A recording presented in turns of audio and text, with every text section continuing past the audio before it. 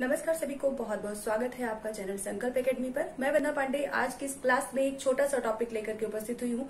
छोटा नहीं कह सकते, टॉपिक बहुत विस्तृत है, लेकिन उसको छोटी सी वीडियो में आप तक पहुंचाने का छोटा सा प्रयास मेरा है, जो कि टॉपिक है साधारणीकरण। विषय है साधारणीकरण। जैसे कि आप स्क्रीन पर देख पा रहे हैं, बोर्ड पे पीछे लिखा हुआ है साधारणीकरण। साधारणीकरण शब्द तो बहुत ही साधारण सा दिखता है, लेकिन इसकी व्याख्या बहुत लोगों ने की है। अगर हम संस्कृत आचार्यों से लेकर के हिंदी आचार्यों या हिंदी के कवियों या हिंदी के विद्वानों की बात करें तो इसकी संख्या बहुत लंबी हो जाती है। और उनके द्वारा जो इसका प्रस्तुतिकरण किया गया है, इनकी जो परिभाषा प्रस्तुत की गई है, उसी पर आपके परीक्षा में बहुत ही अच्छे प्रश्न बनाए जाते हैं।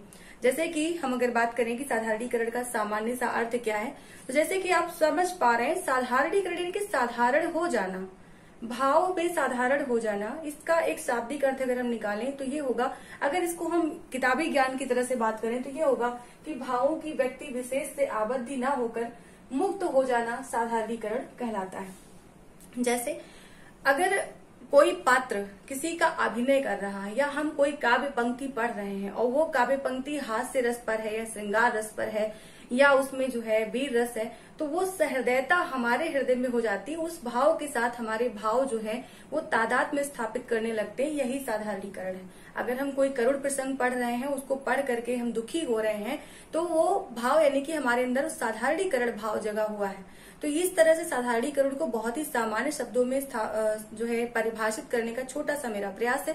फिलहाल इसकी कुछ महत्वपूर्ण परिभाषाओं को देख लेते हैं, जिनके आधार पर आपके प्रश्न बनते हैं परीक्षा में। जैसे एक मैंने यहाँ पर लिख रखा है, साधारणीकरण भावकत्व व्यापार का होता है। ये कहा है भट्टनायक ने। ये रस सूत्र के व्याख्याता आचार्य हैं। इन्होंने भट्टनायक ने कहा कि साधारणीकरण जो है वो भावकत्व व्यापार का होता है। तो सबसे बड़ी चीज यहाँ पर समझना है कि भावकत्व क्या है, भावकत्व क्या है, भोजकत्व क्या है, ये सब चीजें हैं क्या, जिनके आधार पर आचार्य लोग हमें ये बताते हैं कि इसका साधारणीकरण होता है। तो देखिए, भावकत्व जो है वो साधारणीकरण को उसकी आत्मा या प्राण कहा जाता है। अगर हम भावकत्व को बहुत ही आसान से शब्दों में समझना चाहें तो भावकत्व जो है विभाव, अनुभाव, व्यभिचारी भाव और संचारी भाव के माध्यम से साधारणीकृत होता है। किसके अंदर? जो कि इस व्यक्ति विशेष में मतलब मुक्त हो जाता है, मुक्त होकर के दूसरे के पास तक पहुंच जाता है। ये भावों का आदान प्रदान है, यानी कि भाव, जिस भाव में अभिनेता जी रहा है या काव्य रचना जिस भाव में की गई है, उस भाव के आधार पर जो है हमारे अंदर भी वही भाव प्रेरित हो जाए, जग जाए, वही भावकत्व व्यापार होता है। तो साधारणीकरण को स्पष्ट करते हुए भट्टनायक जी लिखते हैं कि भावकत्व व्यापार का साधारणीकरण होता है। इसके बाद एक छोटी सी लाइन हम और लेंगे, जिसमें कि कहा गया, ये कहा है अभिनव गुप्त ने कहा कि स्थायी भाव के साधारणीकरण से ही विभावादि का साधारणीकरण होता है। ये अभिनव गुप्त ने कहा है। तो इस तरह से इनकी बात को भी समझ लेते हैं कि जो स्थायी भाव होते हैं, जो कि हर व्यक्ति के अंदर सुसुप्तावस्था में पड़े होते हैं, वो स्थायी भाव जो होते हैं उनका साधारणीकरण से विभावादि का साधारणीकरण होता है। यानी कि जो विभाव होते हैं, जैसे कि आपने पढ़ा, स्थायी भाव होता है, विभाव होता है। विभाव दो प्रकार के होते हैं, आलंबन विभाव और उद्दीपन विभाव। आलंबन विभाव यानी कि जो कारण है, जिसके कारण जो है भाव उत्पन्न हो रहा है, और उद्दीपन भाव जिसके कारण भाव तीव्र हो रहा है। तो ये सब चीजें जो है विभाव के अंतर्गत आती हैं। विभाव से ही साधारणीकरण, विभाव आदि का साधारणीकरण होता है। ऐसा अभिनव गुप्त जी ने अपना विचार प्रस्तुत किया है। विश्वनाथ ने कहा कि सहृदय का आश्रय से तादाद में हो जाता है, तब साधारणीकरण होता है। सहृदय का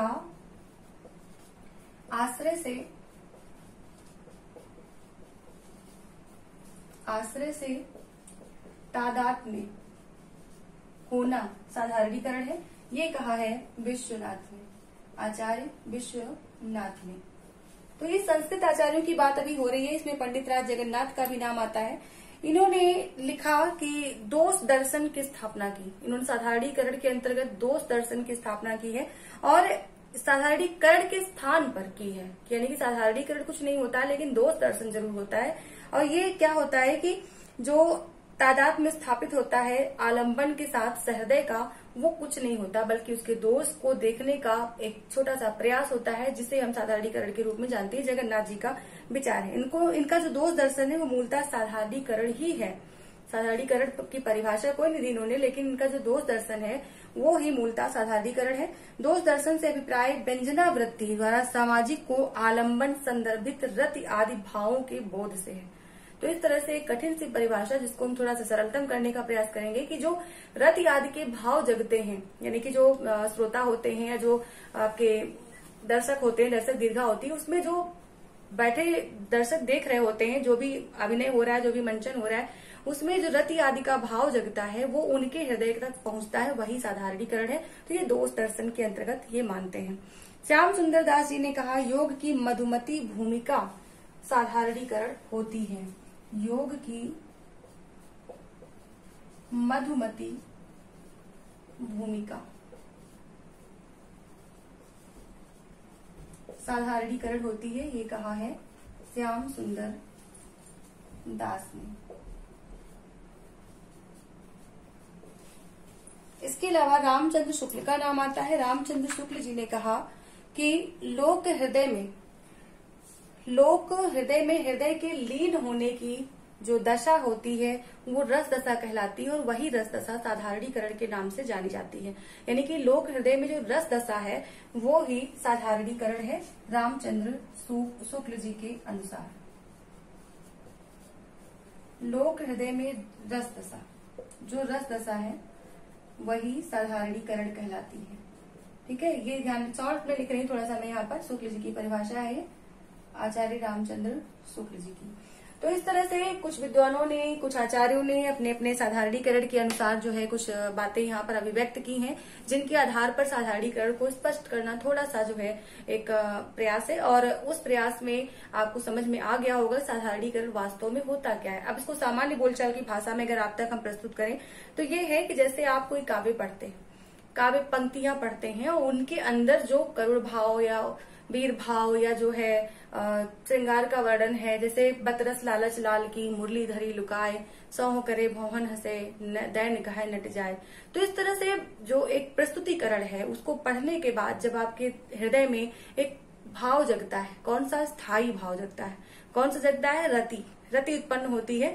और क्योंकि ये श्रृंगार का स्थायी भाव है तो यानी कि वहां पर श्रृंगार रस होता है, और उस श्रृंगार का जो है साधारणीकरण हमारे हृदय तक होता है। उस पंक्ति को पढ़ करके जब कवि ने लिखा होगा तो उसने जिस विचार से लिखा वो विचार हमारे तक पहुंच रहा है, तो ये साधारणीकरण है। अब हम बात करते हैं मंचन की, यानी कि अभिनेता की। अगर अभिनेता जो है किसी नाटक का अभिनेता किसी तरह का अभिनय कर रहा है, वो चाहे राम आदि का अभिनय कर रहा है, तो उसमें जो राम आदि का उस समय का जो प्रभाव है उसे हम साधारणीकरण, यानी कि हमारे अंदर इतना साधारणीकरण हो जाता है कि हम उस व्यक्ति को भूल जाते हैं कि ये व्यक्ति वो व्यक्ति है, बल्कि हम उसमें राम को देखने लगते हैं। तो उसका अभिनय इतना जीवंत होता है कि हम उसमें राम को देखने, जैसे रामायण की बात करें, रामायण जो है सभी ने लगभग देखी होगी, तो रामायण में जो राम का चरित्र है उसे हम वास्तव में ईश्वर मानने लग जाते हैं, भगवान मानने लग जाते हैं। यानी कि इस तरह से उसका प्रस्तुतिकरण, इस तरह से उसका जो है उसके अंदर अभिनेता की जो कला है, जो उसका प्रत्यक्षीकरण है, वो सब हमारे हृदय तक पहुंचता है और बहुत ही साधारणतया पहुंचता है। उससे हमारा साधारणीकरण स्थापित होता है। तो इस तरह से यहाँ पर रामचंद्र शुक्ल जी ने इसको परिभाषित करने की जो परिभाषा दी है कि लोक हृदय में हृदय के लीन होने की दशा का नाम रस दशा है, और वही साधारणीकरण कहलाती है। तो इस तरह से उसके बाद डॉक्टर नगेंद्र की बात करते हैं। इन्होंने एक चीज और कही है शुक्ल जी ने कि साधारणीकरण आलंबनत्व धर्म का होता है। ये कथन भी पूछा जाता है, इसको आपको ध्यान रखना है कि साधारणीकरण आलंबनत्व धर्म का अगर पूछा जाए तो शुक्ल जी का कथन है। अगर साधारणीकरण भावकत्व व्यापार का है तो वो भट्टनायक का है, ये ध्यान रखना है आपको। इसके बाद डॉक्टर नगेंद्र जी थोड़े से यहाँ पर कुछ प्रश्न उठाते हैं, उन प्रश्नों को भी हम आप तक पहुंचाते हैं। प्रश्न है कि रामचंद्र शुक्ल जी ने आलंबनत्व धर्म का साधारणीकरण माना, तो नगेंद्र जी यहाँ पर प्रश्न करते हैं कि क्या आलंबन का साधारणीकरण होता है, कैसे होता है। उसके सामने एक तथ्य देते हैं। तथ्य है कि क्या राम की प्रिया विश्व प्रिया बन जाती है, क्योंकि जब हम साधारणीकरण की बात करते हैं तो जैसे हम कोई फिल्म देख रहे हैं, कोई मूवी देख रहे हैं, तो जो नायक होता है यानी कि जो उसका हीरो होता है, वो जिस हीरोइन को जिस नजर से देख रहा होता है उसी भाव में हम जी रहे होते हैं, या हीरोइन का भाव जो उस हीरो के लिए होता है, उस नायक के लिए होता है, उस भाव में हम अपने आप को कहीं न कहीं पाते हैं। ये साधारणीकरण है। तो नगेंद्र जी यहाँ पर प्रश्न उठाते हैं कि क्या राम की प्रिया यानी कि सीता जी विश्व की प्रिया बन जाती हैं। तो क्या ये साधारणीकरण यहाँ पर उपस्थित हो रहा है? अगर आलम्बनत्व धर्म का होता है तो यहाँ पर एक प्रश्न और उठाते हैं, क्या पुष्प वाटिका में जो सीता का दृश्य दिखाया जाता है, तो क्या उस पुष्प वाटिका की सीता हमारी माता बनी रहती है या हमारी प्रिया बन जाती है? अगर प्रिया बन जाती होती तब तो साधारणीकरण होता, लेकिन वो हमारी माता के रूप में रहती हैं, तो साधारणीकरण नहीं हो सकता, क्योंकि राम उनको अपनी प्रिया के रूप में देख रहे हैं। तो साधारणीकरण कैसे हो सकता है? और हमारी आस्था, हमारा जो विश्वास है, हमारी जो आध्यात्म शक्ति है, वो हमें सीता को माता मानने पे विवश करती है। मतलब माता मानने के गुण तो उनमें सब है, लेकिन हम उनको माता की नजर से देखते हैं, तो उनको हम उस समय अपनी प्रिया कैसे मान सकते हैं? तो ये यहाँ पर जो है आलम्बनत्व धर्म का जो प्रश्न उठाया नगेंद्र जी ने, बहुत ही तात्विक प्रश्न उठाया है। और इसमें इन्होंने ये भी कहा कि अगर माता ही बनी रहती हैं तो ये कहना मिथ्या है कि अमिश्रित श्रृंगार रस जो है वो साधारणीकरण होता है या हम उसका श्रृंगार का अनुभव कर रहे होते हैं। तो इसलिए यहाँ पर साधारणीकरण उपस्थित नहीं होता है उनके अनुसार। इसके अलावा कहते हैं कि हम काव्य की सीता से प्रेम करते हैं और काव्य की ये आलम्बन रूप सीता कोई व्यक्ति नहीं है जिससे हम किसी भी प्रकार का संकोच करने की आवश्यकता हो, जबकि वो व्यक्ति नहीं है कोई भी, वो तो एक पात्र है। लेकिन कवि की मानसिक सृष्टि है, अर्थात कवि की अपनी अनुभूति का प्रतीक है, इसलिए उस अनुभूति को जो है हमारे प्रति संवेद बनाया गया है। तो इसलिए नगेंद्र जी यहाँ पर कुछ प्रश्न उठाते हैं। डॉक्टर नगेंद्र का एक और प्रश्न है कि क्या साधारणीकरण आश्रय का होता है? अब यहाँ पर ये प्रश्न होता है कि आश्रय, जिसको हम कहते हैं आश्रय का जो है साधारणीकरण होता है, यानी कि जिसके हृदय में भाव उत्पन्न हो रहा है वो साधारणीकरण होता है, वो आश्रय होता है। तो इन्होंने कहा कि क्या साधारणीकरण आश्रय का होता है, अर्थात क्या राम का व्यक्तित्व सभी का व्यक्तित्व हो जाता है? जैसे हम राम को अगर देख रहे हैं, राम का अभिनय देख रहे हैं, तो जो राम उस समय जिस भाव में है उस भाव में अगर हम हो जाते हैं तो क्या राम का व्यक्तित्व सभी सहृदयों का व्यक्तित्व हो जाता है? बिल्कुल नहीं होता है। और स्पष्ट शब्दों में अगर सहृदय अपने राम को समझकर रति का अनुभव करते हैं, अगर हम मान लीजिए एक क्षण के लिए मान लें कि हम सहृदय हैं, यानी कि हमारा साधारणीकरण हुआ राम के उस व्यक्तित्व से या हमारे राम के उस पात्र से जो कि अभिनय कर रहा अभिनेता जो है उससे हमारा साधारणीकरण हुआ, तो क्या हम सीता के प्रति वो रति भाव अपने अंदर महसूस करेंगे? क्योंकि हमने तो उनको माता मान रखा है। तो इस तरह से यहाँ पर आश्रय भी नहीं होता। अगर जो है अनुभव करते तो नहीं, अगर करते हैं तो शायद नायक का व्यक्तित्व प्रेम होने के कारण, जो नायक है राम वो हमारा प्रेमी होने के कारण, हम उसको प्रेम करते हैं, प्रेम होने के कारण, मधुर भाव होने के कारण आपको हाँ कहने का लोभ भले हो जाए, परंतु जहाँ आश्रय अप्रिय है और भाव कटु है वहां इसकी संभावना कैसे हो सकती है? यानी कि अगर हम राम का चरित्र यहाँ पर देख रहे हैं, एक बार हम, चलो कोई बात नहीं, हम उनके भाव में जी रहे हैं, लेकिन अगर हम रावण का व्यक्तित्व देख रहे हैं, रावण का अभिनय देख रहे हैं और उसमें जाकर के क्या हमारा उनसे साधारणीकरण हो रहा है, उनके विचारों से हो रहा है? क्या सीता का हरण उन्होंने किया तो क्या हम उस समय रावण के उस विचार से सहमति रखते हैं? तो इस तरह का प्रश्न यहाँ पर उठाया गया है कि इस तरह से आश्रय का भी साधारणीकरण नहीं होना चाहिए, नहीं होता है। आलम्बन का भी साधारणीकरण नहीं होता है। फिर एक प्रश्न उठाते हैं कि साधारणीकरण नायक का होता है।